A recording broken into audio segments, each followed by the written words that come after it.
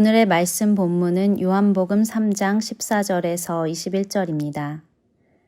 모세가 광야에서 뱀을 높이 들었던 것처럼 인자도 들려야 한다.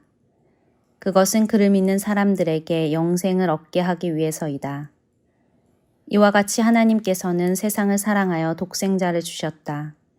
이는 누구든지 그의 아들을 믿는 사람은 멸망하지 않고 영생을 얻게 하려 하심이다. 하나님께서는 세상을 심판하시기 위해 그의 아들을 세상에 보내신 것이 아니라 자기 아들을 통하여 세상을 구원하시기 위해 아들을 보내신 것이다. 하나님의 아들을 믿는 사람은 유죄 판결을 받지 않는다. 그러나 그를 믿지 않는 사람은 이미 유죄 판결을 받은 것이다. 그것은 사람이 하나님의 독생자의 이름을 믿지 않았기 때문이다. 판결 내용은 이렇다. 빛이 세상에 와 있지만 사람들은 빛보다는 어두움을 더 좋아하였다는 것이다. 그들이 어두움을 더 좋아하는 것은 그들의 행위가 악하기 때문이다. 악을 행하는 사람마다 빛을 미워하며 또한 빛으로 말미암아 자기의 행위가 폭로되는 것이 두려워 빛을 향해 나오지 않는다. 그러나 진리를 행하는 사람은 그가 행한 모든 일들이 하나님을 통하여 행한 것이라는 사실을 나타내기 위해 빛을 향해 나온다. 오늘 본문은 우리 그리스도인들에게 너무나 유명한 구절이죠. 때때로 이 구절이 우리에게 너무 익숙해져서 있는지조차 모르는 컴퓨터의 배경화면처럼 여겨질 수도 있습니다. 하지만 절대 우리가 그렇게 대해서는 안 되는 구절이죠. 이 글을 기록한 요한은 하나님이 세상을 이렇게 사랑하셔서 자신의 유일하고 특별한 아들을 주시기까지 하셨다라고 말합니다. 그는 더 나아가서 하나님께서 아들을 세상에 보내신 것은 세상을 심판하기 위해서가 아니라 아들로 인해서 세상이 구원받을 수 있도록 하기 위해서다라고 이야기하고 있어요. 여러분, 왜 그런 하나님이 우리에게 사랑만 보여주지 않고 진노하는 모습도 보여주시는 것일까요? 얼핏 보기에 모순되어 보이는 하나님의 진노와 사랑을 우리는 어떻게 이해할까요? 여러분, 하나님의 진노는 하나님의 사랑이 보여주는 또 다른 모습입니다. 사랑에서 비롯된 하나님의 진노의 예를 몇 가지 들어볼까요? 하나님은 인종차별 정책을 싫어하십니다. 하나님은 고문과 폭탄, 그리고 노예제도를 몹시 싫어하세요. 또 하나님은 가난한 자를 억압하는 부자들을 싫어하십니다. 이런 모든 사물과 행동들은 온 인류의 가치를 왜곡하고 생명을 위협하는 것들이에요. 만약 하나님이 이와 같은 것들에 대해서 진노하지 않으신다면 여러분, 하나님은 우리를 사랑하지 않으시는 거예요. 하지만 이 모든 것을 향한 진노를 통해서 하나님이 우리를 얼마나 사랑하시는지 보여주시죠. 하나님이 자신의 유일하고 특별한 아들을 보내서 우리 인간의 영혼과 삶을 파괴하는 은밀하고 사악한 악에 대해서 진노를 보이신 이유도 그분의 사랑 때문이에요.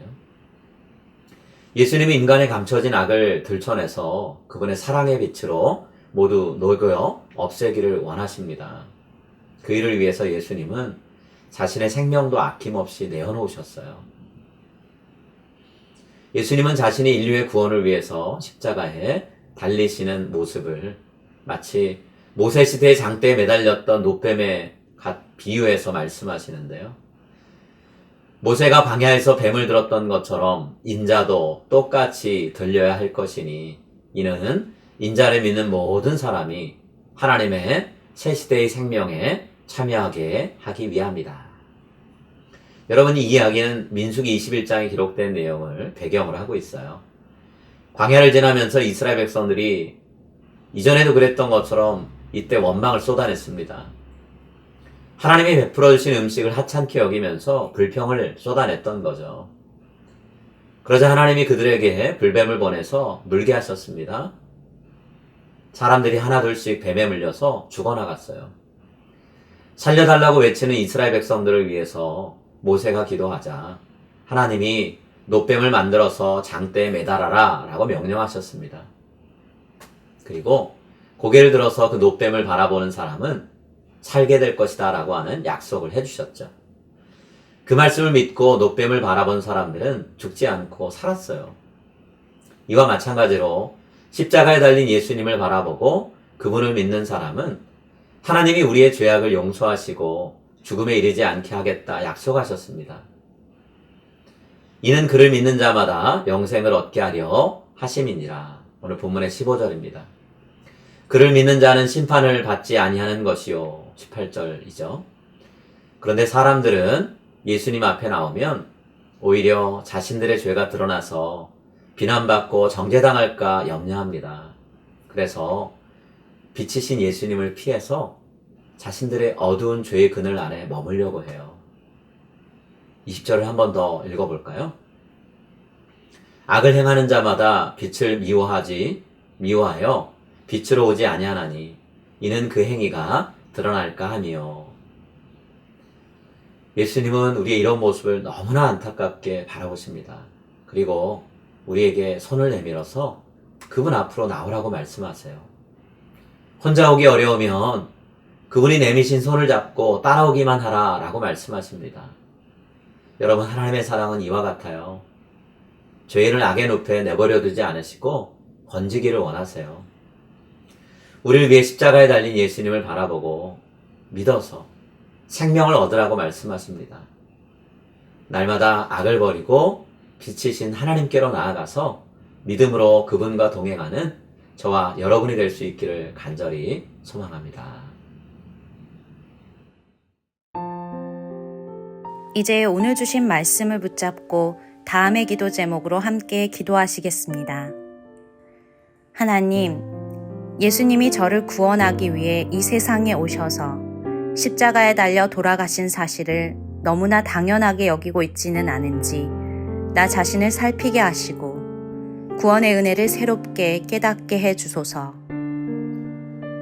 예수님이 저를 위해 보여주신 희생적인 사랑을 감사하며 죄와 악의 유혹 앞에 무릎을 꿇지 않게 하시고 오직 예수님을 바라보며 악한 일에 분노하고 선한 일에 기뻐하게 하소서.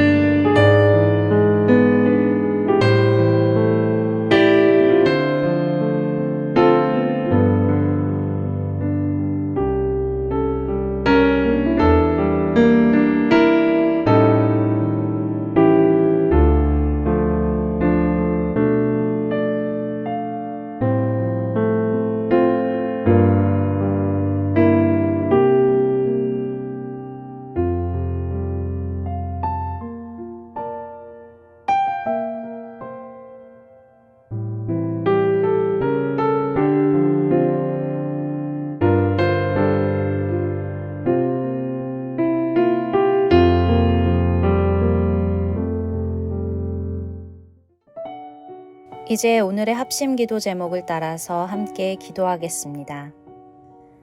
예수님이 걸어가신 삶의 발자취를 묵상하는 가운데 내게 부어진 은혜를 온전히 깨닫고 감사하게 하소서.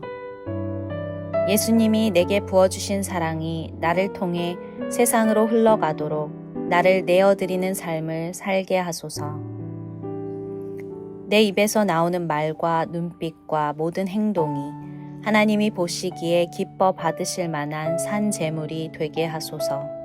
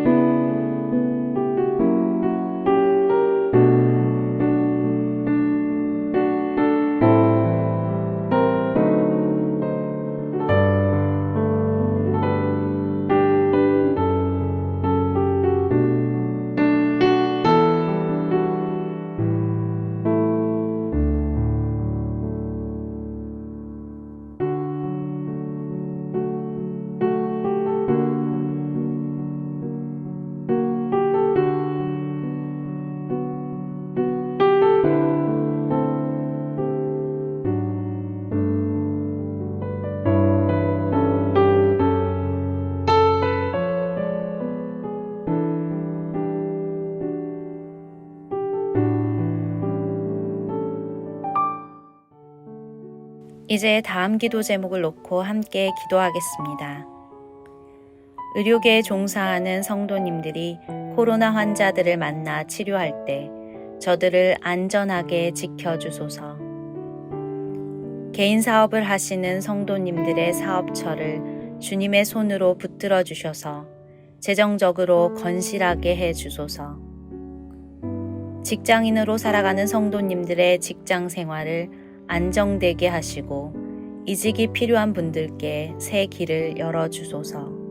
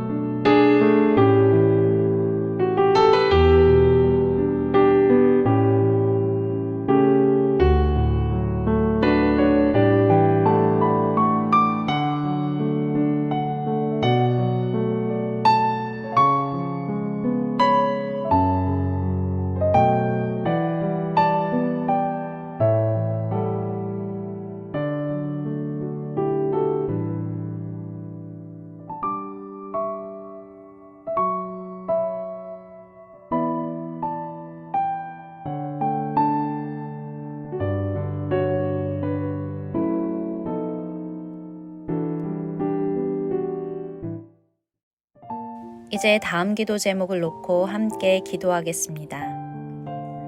지난 50년보다 앞으로의 50년이 하나님이 보시기에 더 아름답고 귀하게 쓰임받는 시간이 되게 하소서. 우리의 자녀들이 성숙한 신앙인으로 자라 전 세계 어디에 있든 하나님의 나라를 선포하고 세워나가게 하소서.